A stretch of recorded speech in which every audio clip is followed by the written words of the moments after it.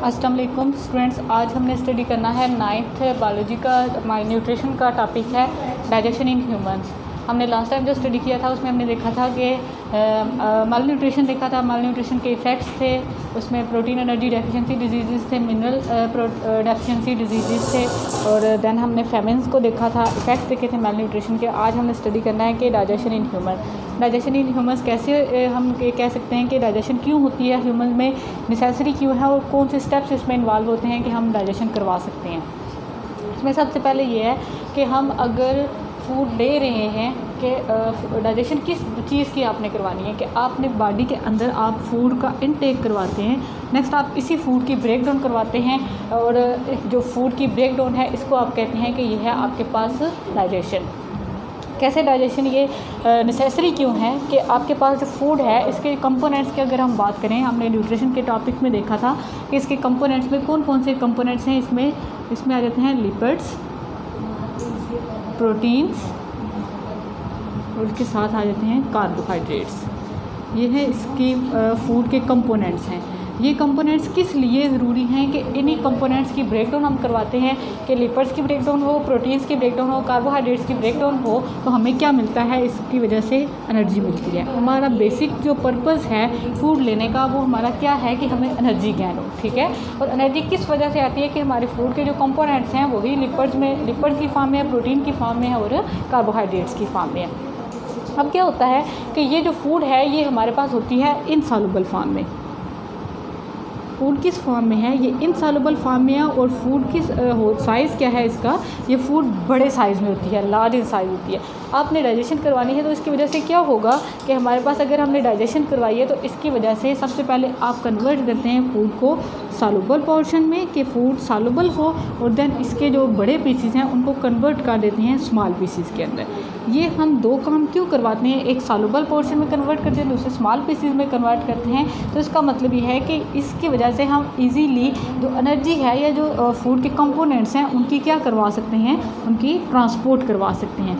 अब ट्रांसपोर्ट कैसे करवानी है कि ये जो कंपोनेंट्स हैं ये सेल टू सेल मूव करते हैं, मतलब सेल मेम्ब्रेन्स तक जाते हैं, और देन सेल मेम्ब्रेन से ये प्रोटीन्स की मदद से या फैसिलिटेटेड डिफियन की वजह से या सिंपल डिफियन की वजह से आप इसकी मूवमेंट करवा सकते हैं।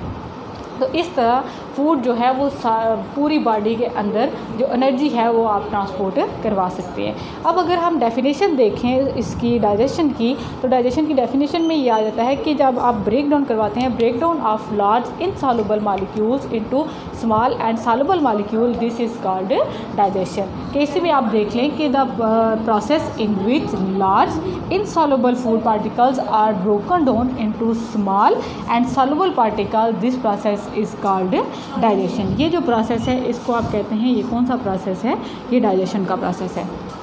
नेक्स्ट हम कहते हैं कि ये डाइजेशन कैसे होती है कि आप देखें कि अगर ये स्मॉल पार्टिकल्स में कैसे कन्वर्ट करेंगे कि अगर आपके पास कार्बोहाइड्रेट्स हैं, कार्बोहाइड्रेट बड़ा यूनिट है, इसकी अगर आप ब्रेक डाउन करवाते हैं तो ये किस में हो जाएगा, ये कन्वर्ट हो जाएगा सिंपल शुगर्स में।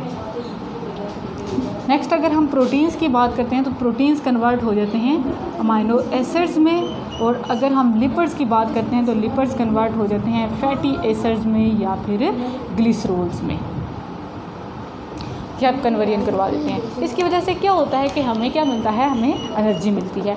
नेक्स्ट है हमारे पास डाइजेशन होती किस वजह से है, डाइजेशन होती है एंजाइम्स की वजह से, कि हमारी बॉडी के अंदर जितना भी मेटाबॉलिज्म है उसको असिस्ट करने के लिए हमारी बॉडी के अंदर होते हैं एंजाइम्स, क्योंकि एंजाइम ही फंक्शंस को रेगुलेट करते हैं। एंजाइम्स के बगैर आप डाइजेशन को कैरी आउट नहीं करवा सकते। अब ये जो डाइजेशन है इसके कुछ स्टेप्स हैं कि डाइजेशन 5 स्टेप्स के अंदर होती है।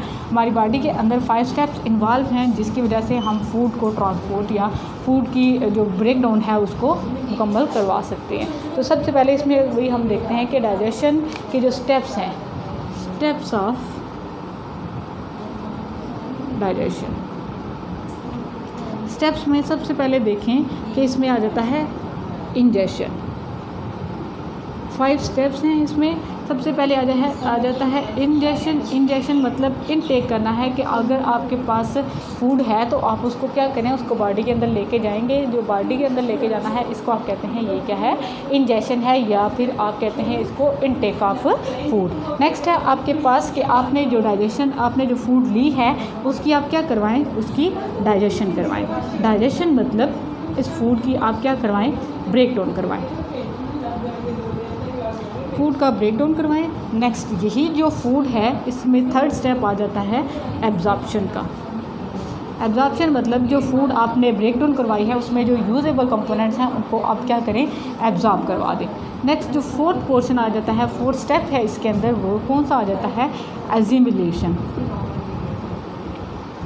एजिमिलेशन क्या है कि जो आपने फूड पार्टिकल एब्जॉर्ब किए हैं उनको क्या करें, उनको यूटिलाइज़ करें।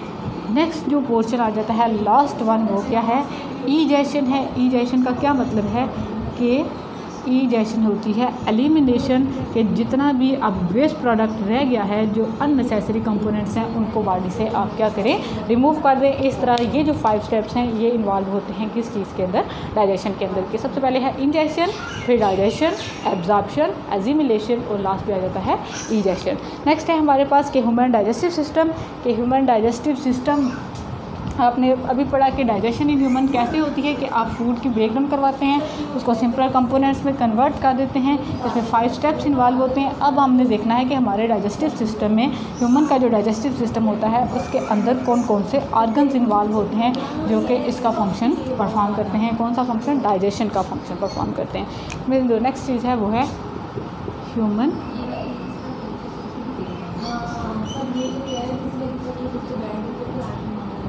Digestive system. Human digestive system में हम कहते हैं कि जो हमारा डाइजेस्टिव सिस्टम है उसमें कंसिस्ट करता है कि इसमें 2 चीज़ें आ जाती हैं। एक को आप कहते हैं एलिमेंट्री कैनाल,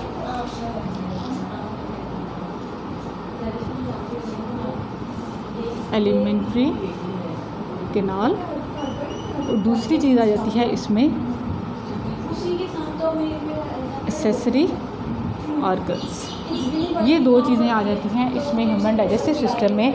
कि इसमें आ जाता है, एक तो चीज़ है कि एलिमेंट्री कैनाल, दूसरा आ जाता है आपके पास एक्सेसरी ऑर्गन्स। एलिमेंट्री कैनाल में कौन सी चीज़ है, अगर एलिमेंट्री कैनाल को अगर हम स्टडी करते हैं तो हम सबसे पहले इसमें देखते हैं कि एलिमेंट्री कैनाल क्या चीज़ है। एलिमेंट्री कैनाल एक लॉन्ग ट्यूब होती है जो कहाँ से स्टार्ट होती है, starts from mouth and ends at इसमें बेशुमार आर्गन्स आ जाते हैं एलिमेंट्री कैनाल में। आर्गन्स अगर आप देखें तो इसमें आ जाता है, सबसे पहले है ओरल कैविटी, नेक्स्ट इसके अंदर आ जाता है फेरिंक्स, नेक्स्ट है आपके पास इसोफेगस, देन आपके पास इसके अंदर आ जाता है स्टोमक, और उसके बाद लास्ट पे आ जाता है आपके पास इंटेस्टाइन। इंटेस्टाइन मतलब लार्ज इंटेस्टाइन और स्मॉल इंटेस्टाइन, ये इसके ऑर्गन्स हैं। नेक्स्ट है आपके पास कि इसमें एसेसरी ऑर्गन्स की अगर हम बात करते हैं तो एसेसरी ऑर्गन्स में कुछ चीज़ें आ जाती हैं जो कि इन जो एलिमेंट्री कैनाल के जो ऑर्गन्स होते हैं उनको असिस्ट कर रही होती हैं। एसेसरी ऑर्गन में कौन कौन सी चीज़ें आ जाती हैं कि इसमें आ जाता है सलाइवरी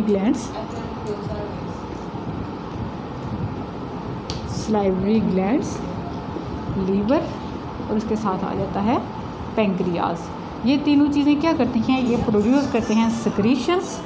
सिक्रीशंस की वजह से क्या होता है, फूड की डाइजेशन में हेल्प देते हैं ये तीनों चीज़ें। अब सलाइवरी ग्लैंड्स की अगर हम बात करें तो सलाइवरी ग्लैंड्स क्या प्रोड्यूस करेंगे, सलाइवा प्रोड्यूस करेंगे। पेंक्रियाज प्रोड्यूस करेगा पेंक्रियाटिक जूस,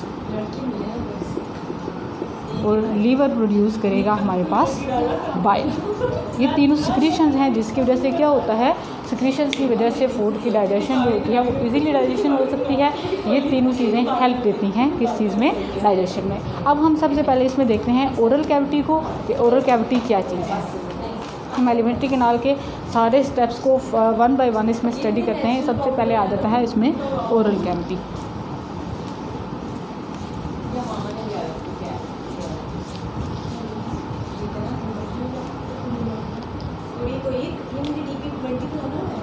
सबसे पहले है ओरल कैविटी। ओरल कैविटी क्या चीज़ है, कि इसको आप ओरल कैविटी को माउथ कैविटी भी कंसीडर कर देते हैं। फ्रेंड्स, ये हमारा मुंह वाला जो पोर्शन है उसको आप कहते हैं कि ये ओरल कैविटी है। इसमें सबसे पहले अगर आप इसकी डेफिनेशन लिखते हैं तो आप कहते हैं कि ये स्पेस होती है, स्पेस बिहाइंड द माउथ। हमारे माउथ कैविटी में जो हमारे मुंह का जो बैक वाला पोर्शन होता है उसको आप ओरल कैविटी कहते हैं। इसमें आप देख सकते हैं कि स्पेस बिहाइंड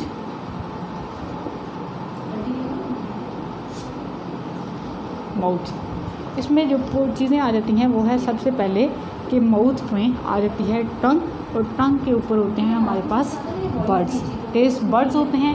टेस्ट बर्ड्स में मतलब जो आप कहते हैं कि सोर, साल्टी, स्वीट, बिटर, ये टेस्ट बर्ड्स होते हैं। इसकी वजह से आप फूड को टेस्ट कर सकते हैं। नेक्स्ट है हमारे पास कि ये जो ओरल कैविटी होती है इसमें दो तरह की डाइजेशन होती है। ओरल कैविटी में डाइजेशन होती है दो तरह की,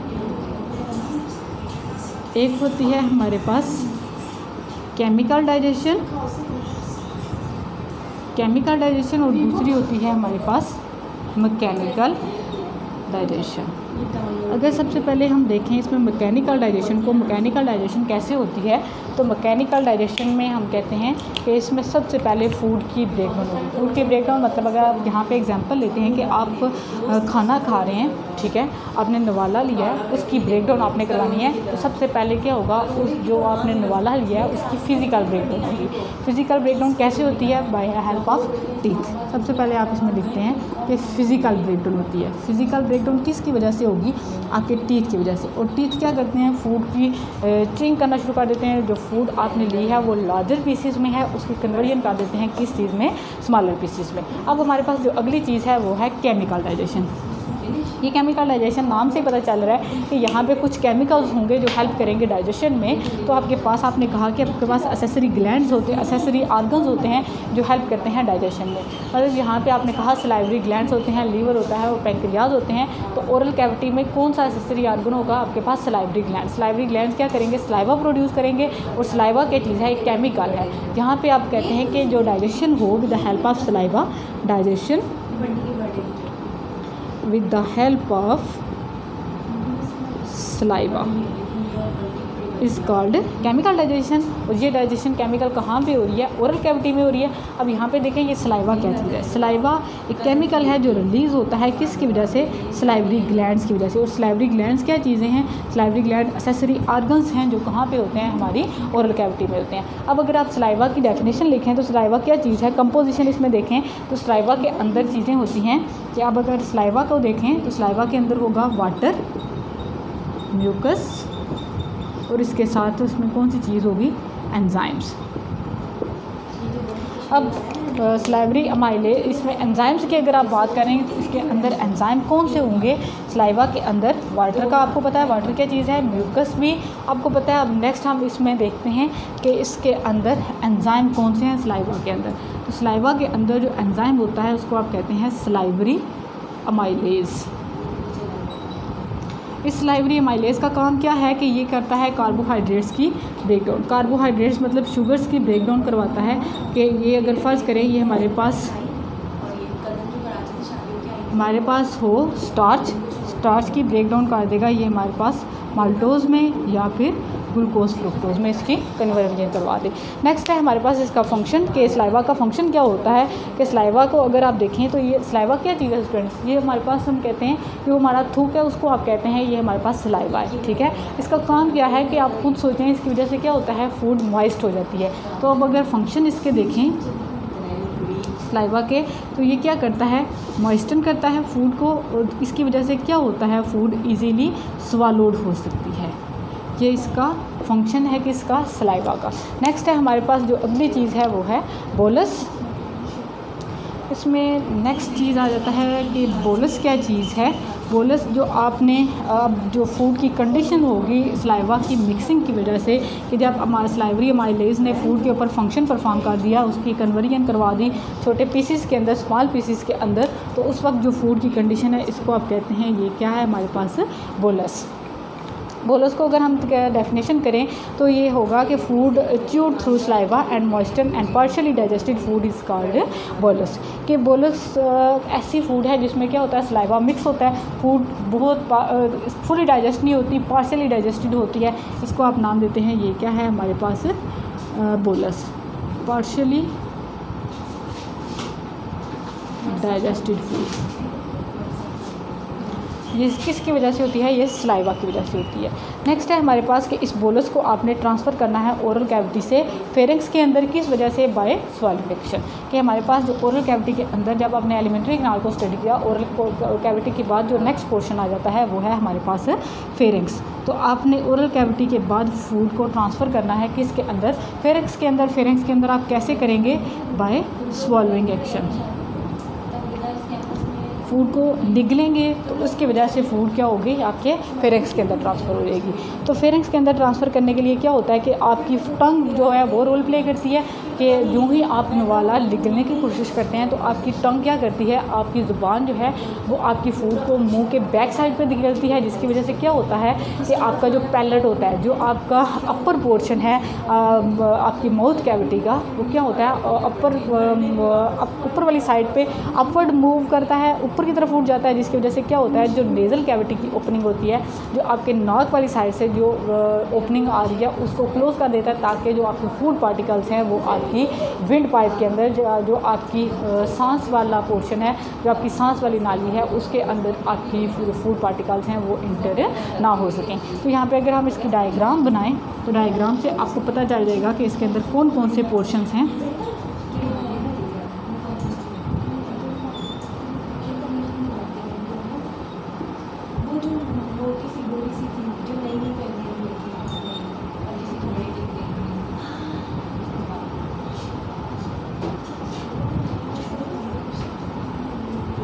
इसमें देखें कि ये इसको अगर हम कह देते हैं, ये है हमारे पास नेज़ल कैविटी, ये हमारे पास हो बोलस। यहाँ पे देखें कि ये इस नेज़ल कैविटी के बाद ये वाला जो पोर्शन आता है इसको आप कहते हैं, ये है आपके पास फेरिंक्स। ओरल कैविटी के बाद वाला जो पोर्शन है, ये जो आपके पास इतना पोर्शन है, इसको आप नाम देते हैं, ये है आपके पास ओरल कैविटी। इसके बाद आपके पास ये वाला पोर्शन आ जाता है जिसको आप कहते हैं, ये है हमारे पास फेरिंक्स। और फेरिंक्स क्या है, कॉमन पैसेज है जिसमें आप कहते हैं कि ये आपके पास फूड के लिए और आपकी एयर के लिए ये एक कॉमन पैसेज वे होता है। नेक्स्ट हम देखेंगे इसके अंदर कि फेरिंक्स क्या होता है और ईसोफेगस क्या होता है। आज हमने स्टडी किया है डाइजेशन इन ह्यूमंस और ह्यूमन डाइजेस्टिव सिस्टम के फर्स्ट पोर्शन के ओरल कैविटी क्या होती है। ओके स्टूडेंट्स, अल्लाह हाफिज़।